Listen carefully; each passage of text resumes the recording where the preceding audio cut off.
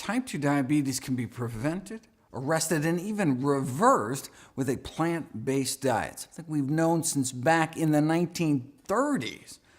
Within 5 years, about a quarter of the diabetics were able to get off insulin altogether. But plant-based diets are relatively low-calorie diets. Maybe their diabetes just got better because they lost so much weight. To tease that out, what you need to do is a study where you switch people to a healthy diet, but force them to eat so much food that they don't lose any weight. Then we can see if plant-based diets have specific benefits beyond just all the easy weight loss. Well, we'd have to wait 44 years, but here it is. Subjects were weighed every day. If they started losing weight, they were made to eat more food. In fact, so much more food that some of the participants had problems eating it all. They were like, oh, not another salad. Ugh. But they eventually adapted, so no significant weight change, despite restricting meat, eggs, dairy, and junk.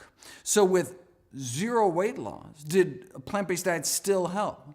Overall, insulin requirements were cut about 60%, and half the diabetics were able to get off their insulin altogether, despite no change in weight. How many years did that take? No, 16 days. 16 days later. So we're talking diabetics who've had diabetes as long as 20 years, injecting 20 units of insulin a day, and then as few as 13 days later, they're off all their insulin altogether, thanks to less than 2 weeks on a plant-based diet, even with zero weight loss. Diabetes for 20 years and then off all insulin in less than 2 weeks. Diabetes for 20 years because no one had told her about a plant-based diet. Here's patient number 15, 32 units of insulin on the control diet, and then 18 days later on none. Lower blood sugars on 32 units less insulin. That's the power of plants.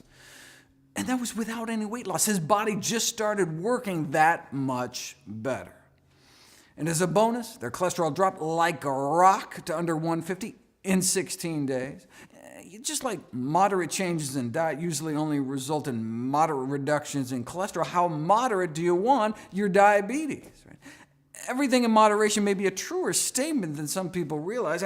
Moderate changes in diet can leave diabetics with moderate blindness, moderate kidney failure, moderate amputation, maybe just a few toes or something. Moderation in all things is not necessarily a good thing. Remember that study that purported to show that diets high in meat, eggs, and dairy could be harmful to health as smoking, suggesting that people who eat lots of animal protein are 4 times as likely to die from cancer or diabetes. But if you look at the actual study, you'll see that's simply not true.